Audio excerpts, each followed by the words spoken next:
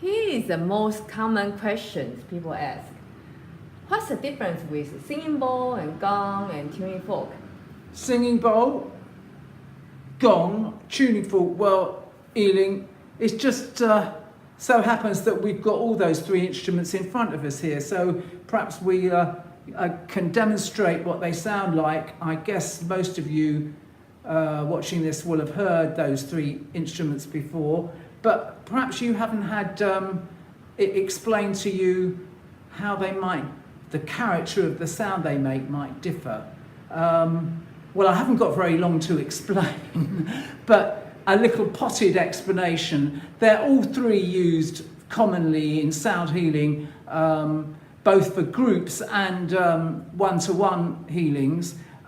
One actual thing that I would say is that the tuning fork, most especially, is used a lot in one-to-one healing. The singing bowl also. The gong is, we know it more to play with groups. Of course, it is also used in one-to-one, but the gong has a different character, I would say, in its sound to the other two instruments. If the singing bowl and the tuning fork are, imagine that they're like a beam of white light, very focused sound, I would call it.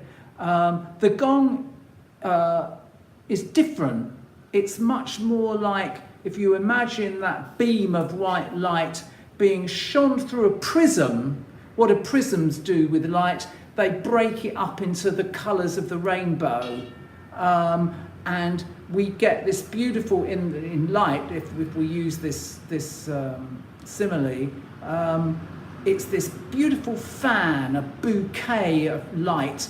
Well, this is what the gong sounds like. Instead of being a focused white beam, it's like a bouquet of rainbow coloured sound. That's a lovely way of describing it. Eileen's going to demonstrate the sound of the singing bowl, which in one-to-one healing, of course, is also played on the body as well as around the body.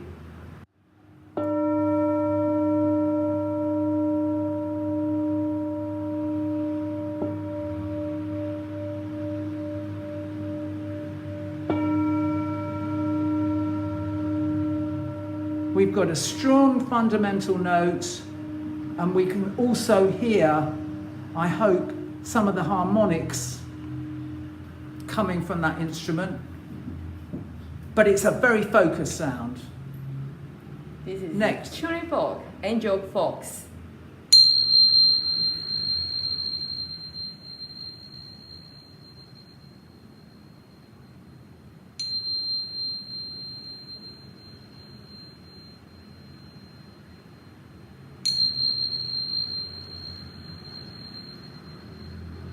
Well, the first thing you could say is that it's a very different sound, but I would argue that it has similar sound characteristics. Of course, it's much higher, very much higher. Eileen called them angel forks, or they're angel forks because they've got this more than 4,000 yeah, they're more than hertz. 4,000 hertz, which, if you know anything about the range of sound, is really quite high compared to that. Now it's time for you to play the gong. Big comparison. We've got a big singing bowl there, which is much lower, but we've also got a big gong here, which is lower still. And I'd like you to listen carefully. I'm not going to play it. I'm just going to play a few single strokes on it. Listen carefully and see if you can hear something of this, what I call this beautiful rainbow bouquet of sound that really makes it distinct from the other two instruments we've heard.